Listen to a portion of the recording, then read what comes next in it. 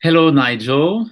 Thank you for being our guest in Casualty Connect, our video series featuring industry experts on the use of AI in the P&C insurance industry. Nigel, you have more than 30 years of experience in claims management, mainly in P&C at the level of chief claim officer, both in insurance, reinsurance, domestic, and international markets. What is your take on the use of AI for P&C insurance? Why should P&C claim management, to start with, use AI? Well, Frank, first of all, thanks for having me. It's a good way of starting off this conversation on kind of the why question behind everything. The way I look at this is as insurance companies really start searching for growth and profitability, particularly post-COVID-19, they have to start looking for efficiencies within their claims operations, right? And so integrating data analytics into your claims operation has been identified as probably being the best way of doing this. But keep in mind, it has to also be that balance. You have to be able to balance the knowledge and judgment of claims professionals, which is kind of the art form, with kind of the data analytics and data integration piece with AI, which is the science. And those two combinations are what's going to lead to better outcomes. The other things I would say to you, Frank, is it's 2025.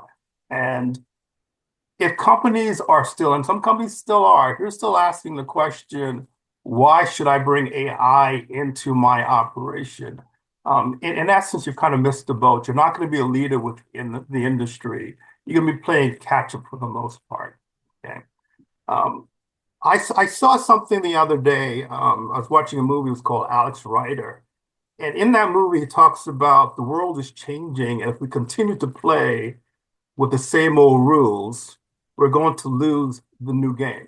And I think that's absolutely right that claims operations, we have to stop solely basing decisions based on our judgment, our memory, and implicit biases. Thank you, Nigel. So it's quite obvious listening to you that you are a proponent to the implementation of AI in the insurance industry.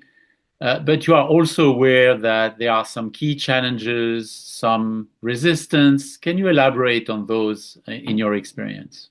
Yeah, I think what we're talking about really is change management. You've heard the expression, this is the way we've always done things. And I've always said the only person that likes change are babies in dirty diapers, right? And everyone kind of pushes back on change. I mean, we've seen this from the Industrial Revolution. We've seen this from the rise of digital technology. And now we're seeing this from the modern era of AI, where everyone is pushing back.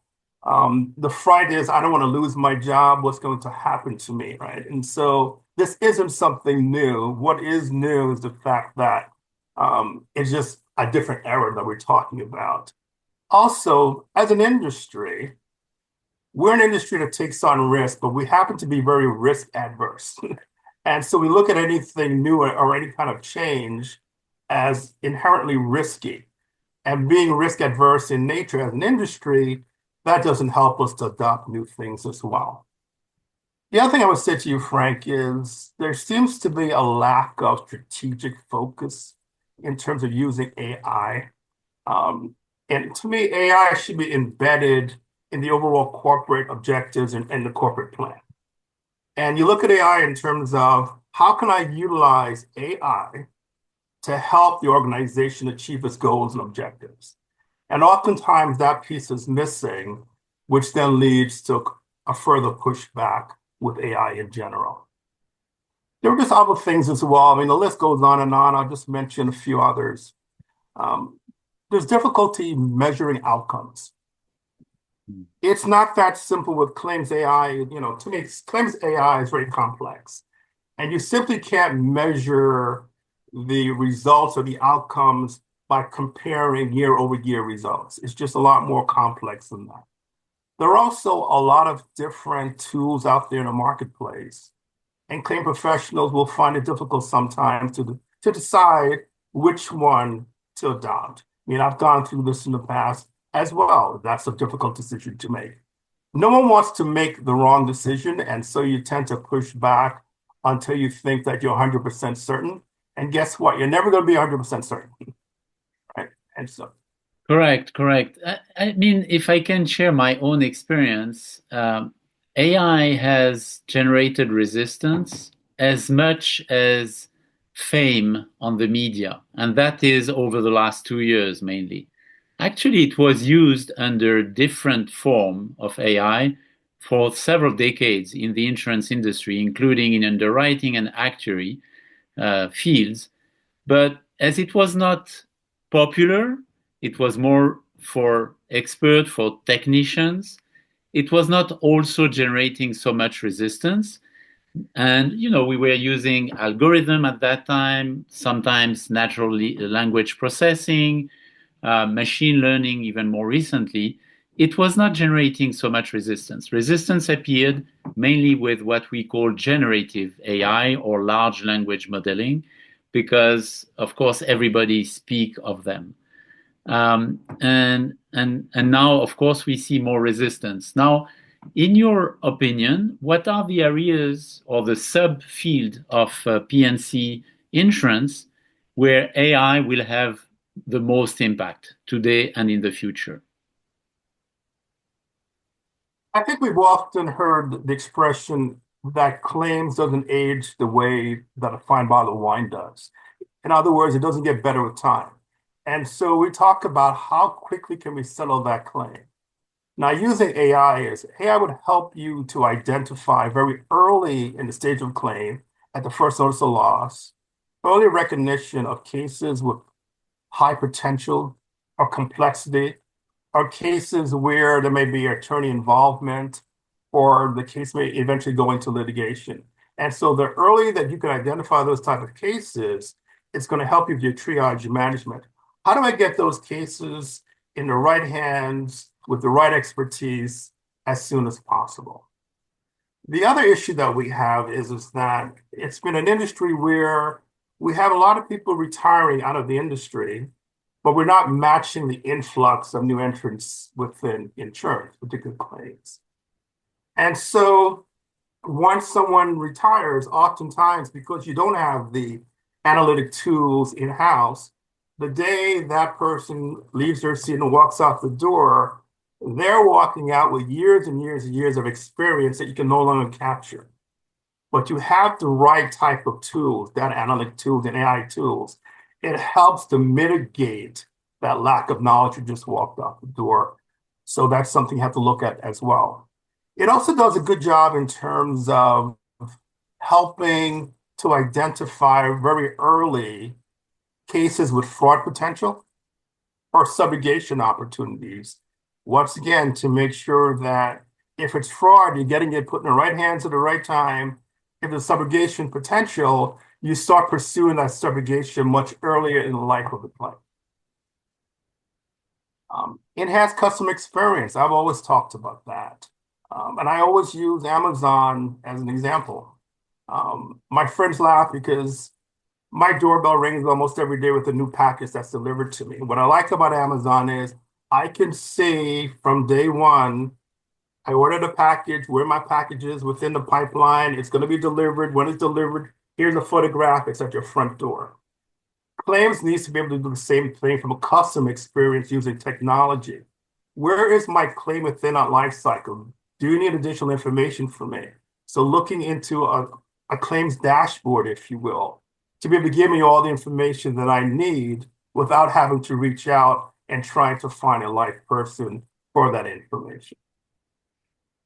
Thank you, Nigel. So mostly you focus the answer to this question on the claims department because of your background, also because there is probably a catch up. I mean, AI was used in other fields before, and claims is by and large today still a manual process. At least 60% probably of the tasks are still manual in most insurance carriers, in casualty at least. So going into the detail of implementing AI for claims, you mentioned the extreme verdicts and social inflation. Can you elaborate on how AI can help mitigate that? Yeah, let me kind of start off by giving you an experience I've had in my past. I took a commercial trucking case to trial to a verdict a few years back. Um, Very straightforward case. We admitted liability. We offered policy limits about 16 times, and it was never accepted. So we had to take a jury verdict. The jury, in their infinite wisdom, came back with a verdict in excess of $250 million. Eventually, we were able to sell the case for its policy limits for far less than that.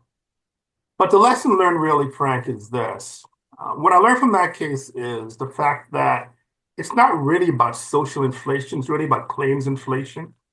Because as an industry, we probably take less than 2% of our cases to trial. Yeah. And I've known companies that have never taken a case to trial or haven't taken one within the last 5 years. So what is driving this increase in claim severity? It's really the reaction and oftentimes overreaction to these high verdicts that we keep seeing, either on TV or newspapers or what have you. Because post the $250 million verdict I took, the next case I took to trial, there was a lot of pressure to settle that case for $1 million policy limit, and the case wasn't worth it. Myself and my team, we pushed back, and we actually settled that case for $50,000. Other people may have just said, look, I'm not going to take the gamble again. I saw what happened. Here's the million. So it really is that overreaction to past verdicts of what you're hearing is what's really driving it. AI really helps tremendously because once again, we traditionally use our judgment, our memory, and our bias to make decisions. Your memory is going to fade over time. Judgments lead to inconsistencies within the claims operation. Everyone has a different type of a judgment. And everyone brings their own personal bias to the table. And so that all gets implemented with a manual process solely. What AI does is, particularly with predictive analytics, is it helps to kind of ground you in terms of here's what we see that's really going on. Here's what the data is really showing you, right? And it kind of removes or eliminates or minimizes the biases. The computer doesn't have to worry about the memory. It's going to remember everything far more than we can. And so it helps you in that front. The other thing I would say is that as your executive management is really caring about those really large cases. No one publicizes a $50,000 verdict, right? You only hear the ones that's in the multiples of millions of dollars. And so executive management and other folks, they get grounded or anchored to those large numbers. And so if I'm going to go in and present the case to executive management or to even my reinsurers, it helps to have an additional partner in the room with me. And so we'll walk in there as a claims leadership team to present our case. But in support of what we come up with, we also have the data from artificial intelligence and predictive analytics that helps to support the numbers that we're coming up with as well. And so that combination and working hand in hand helps us tremendously in terms of pushing forward what we think the best strategy should be and what the case values are. I can't imagine today evaluating a complex case without using data that I get from predictive analysis.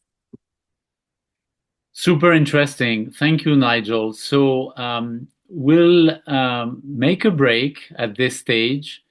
Again, you are in Casualty Connect, our series of podcasts with industry experts on AI and insurance. And I was speaking with Nigel Shepherd, Chief Claim Officer in P&C in Insurance. I am Frank Giaoui, CEO and co-founder of Optimalex, predictive analytics and workflow assistance using AI. Thank you and talk to you soon. Bye-bye.